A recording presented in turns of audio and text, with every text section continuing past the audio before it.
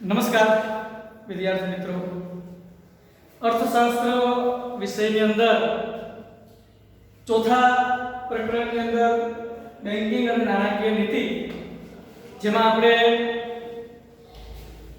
નાણાકીય નીતિના ગુણાત્મક સાધનો, અગાઉના લેક્ચરની અંદર આપણે નાણાકીય નીતિના પરિમાણાત્મક સાધનોની વાત કરી.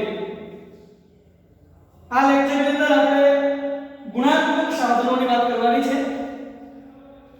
પરિમાણાત્મક સાધનો અને ગુણાત્મક સાધનોની અંદર શું તફાવત છે? તો પરિમાણાત્મક સાધનો જે છે એ બધા જ ક્ષેત્રોની અંદર, ખેતી ક્ષેત્ર હોય, સેવા ક્ષેત્ર હોય, ઉદ્યોગ ક્ષેત્ર હોય, કોઈ પણ ક્ષેત્ર, બધા જ ક્ષેત્રોમાં એક સરખી અસર પહોંચાડે છે. Bank rate, repo rate, reverse repo rate, CRR, SLR, આ બધા જ જે પરિમાણાત્મક સાધનો છે કે જે RBI એનું પ્રમાણ નક્કી કરે, એ પ્રમાણ જ્યારે RBI નક્કી કરે ત્યારે એની જે અસર એ દેશના અર્થતંત્રના બધા જ ક્ષેત્રોની અંદર એક સરખી જોવા મળે. જ્યારે ગુણાત્મક સાધનો જે છે એ સાધનો બધા જ ક્ષેત્રોને એક સરખી અસર પહોંચાડતા નથી. જે ક્ષેત્ર માટે, ચોક્કસ ક્ષેત્ર માટે આ સાધનોનો ઉપયોગ થાય છે, એટલા માટે જેના માટે ઉપયોગ થયો હોય એ જ ક્ષેત્રને એ અસર પહોંચાડે, બીજા ક્ષેત્રોને એની અસર થતી નથી.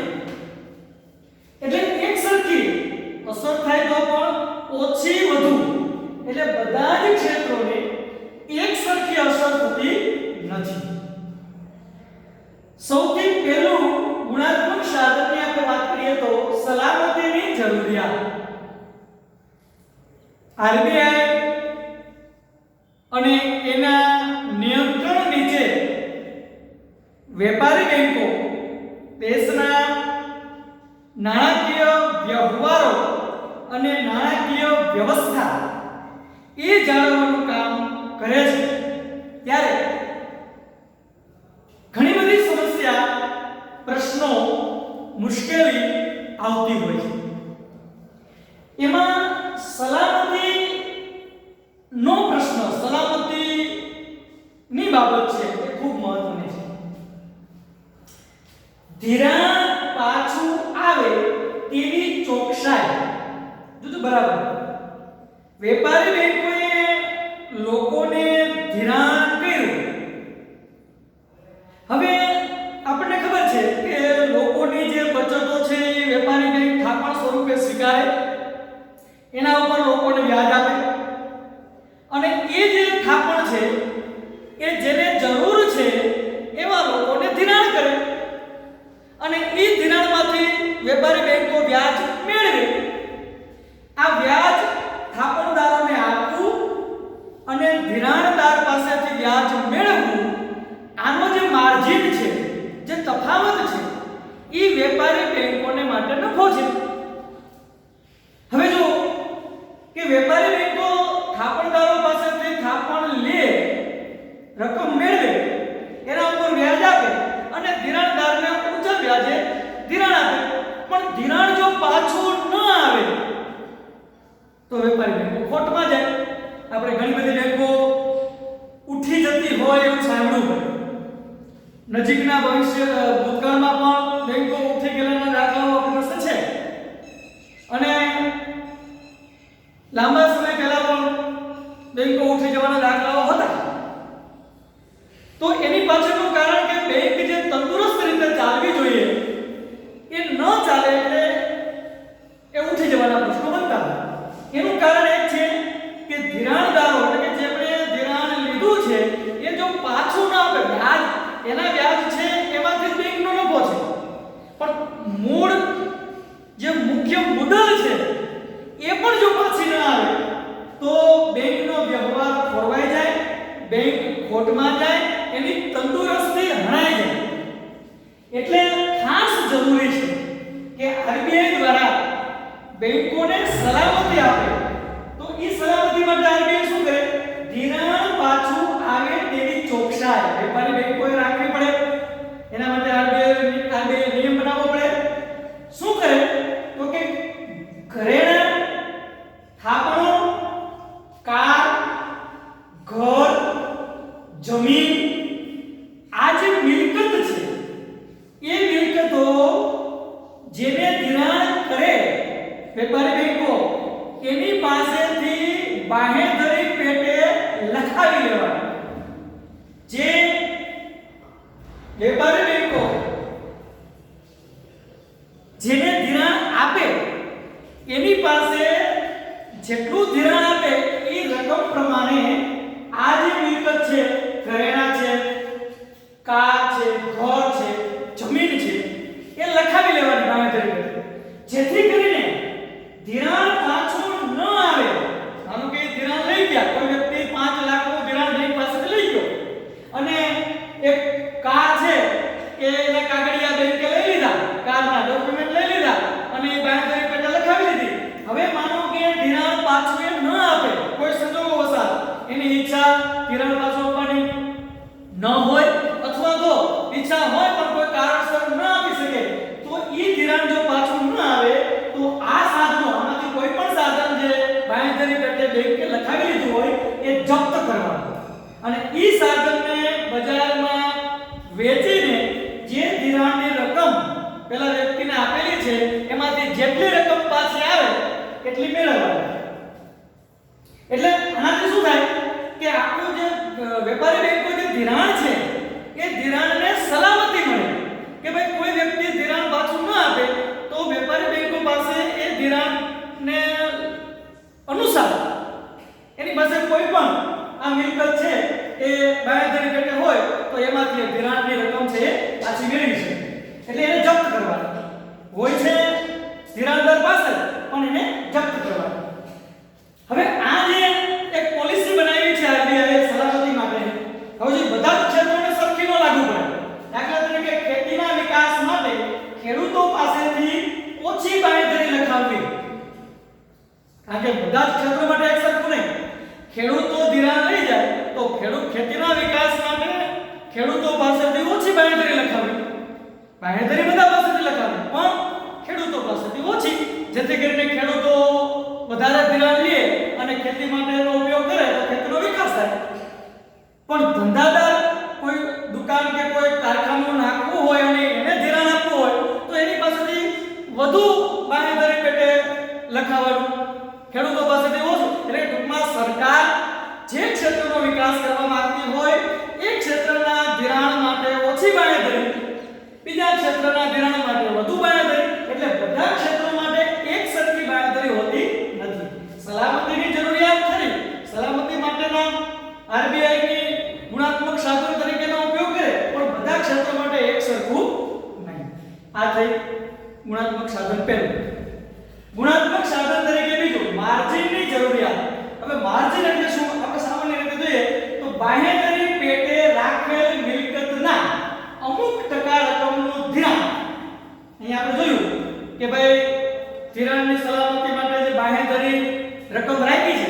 હવે અહીંયા આપણે એ વાત સમજીએ આ સાધન દ્વારા કે ભાઈ બાંહેધરી પેટે જે રકમ આપણે રાખી છે, જે મિલકત રાખી છે, હવે એ મિલકત કરતા વધુ રકમનું તમે ધિરાણ કરજો તોય તમારું ધિરાણ ડૂબવાની શક્યતા વધી જાય. તો બેંકે ખાસ એના માટે કે જે બાંહેધરી પેટે જે મિલકત રાખી છે એના અમુક ટકા રકમ, દાખલા તરીકે 5 લાખની કોઈ પણ આમાંથી મિલકતની કોઈ કિંમત 5 લાખની હોય તો 5 લાખની મિલકતને તમે બાંહેધરી બેંકમાં રાખી છે અને તે વ્યક્તિને તમારે ધિરાણ આપવું છે તો 5 લાખ કરતા વધુ નહીં, 5 લાખ કરતા વધુ નહીં પણ 5 લાખની અમુક ટકા રકમ, માનો કે નક્કી કર્યું કે ભાઈ જે બાંહેધરી મિલકત છે એની કિંમત કરતા 90% ધિરાણ આપવું કે 80% ધિરાણ આપવું તો 5 લાખની વસ્તુ અથવા તો મિલકત જે બાંહેધરી પેટે આપી છે તો એની 90% ધિરાણ આપવાની વાત કરી હોય તો 4.5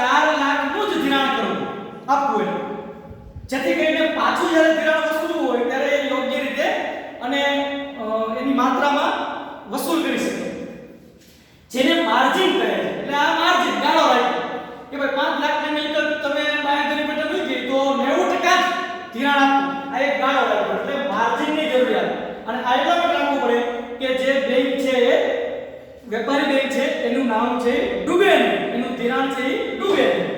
નંબર 3, ધિરાણની ટોચ મર્યાદા. ટોચ મર્યાદા એટલે કોઈ વ્યક્તિ કે કોઈ એકમ એટલે કે સંસ્થા, કંપની એને કેટલું ધિરાણ આપવું, વધુમાં વધુ કેટલું આપવું, ઓછામાં ઓછું તો એ જેટલું માંગે એટલું આપણે આપવું, પણ વધુમાં વધુ કેટલું આપવું એની મર્યાદા આરબીઆઈ નક્કી કરે કે ભાઈ કોઈ વ્યક્તિ છે એને વધુમાં વધુ આટલું જ ધિરાણ આપવું, એનાથી વધુ ધિરાણ વેપારી બેંકો આપી શકે નહીં. કોઈ એકમ કે કોઈ સંસ્થા છે એની પછી એના રૂલ્સ બનાવ્યા હોય કે ભાઈ એના ટર્નઓવરના આધારે એના 2-3 વર્ષના ઉત્પાદન ક્ષમતાના આધારે જે કંઈ રૂલ્સ બનાવ્યા હોય એ પ્રમાણે એને કેટલું વધુમાં વધુ ધિરાણ આપવું એનો એક નિયમ બનાવ્યો હોય આરબીઆઈએ, એ નક્કી કર્યું હોય એ પ્રમાણેનું જ વેપારી બેંક ધિરાણ કરી શકે.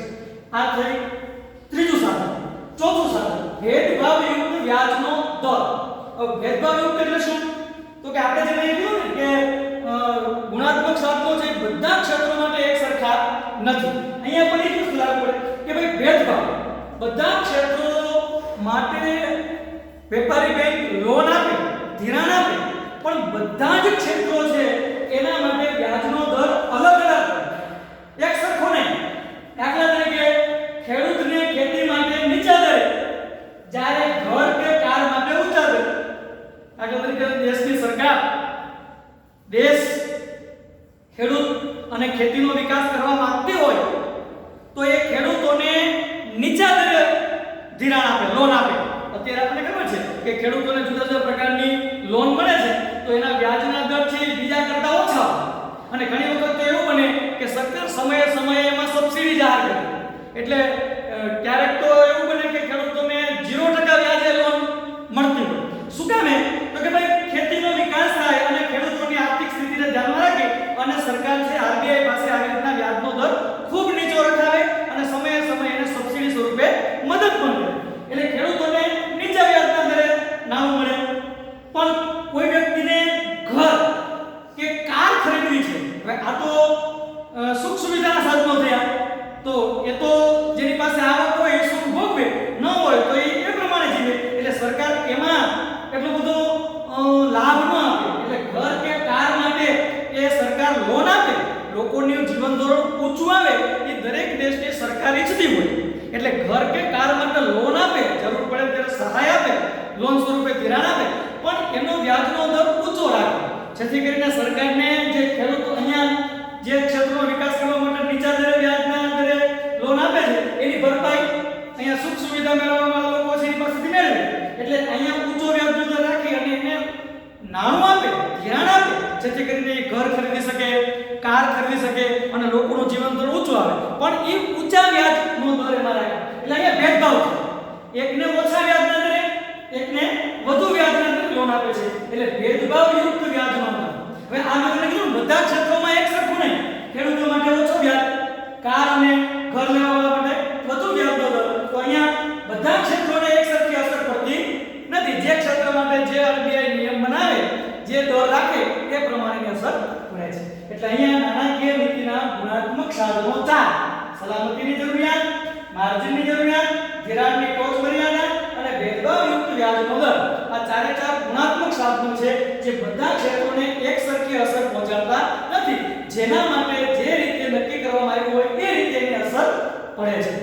તો અહીંયા ચોથું પ્રકરણ બેન્કિંગ અને નાણાકીય નીતિ, જે આપણે અગાઉના લેક્ચરોમાં વાત કરી એમ બેન્કિંગ ક્ષેત્ર, એનો અર્થ, બેંકોનું વર્ગીકરણ, મધ્યસ્થ બેંક અને વેપારી બેંકના કાર્યો,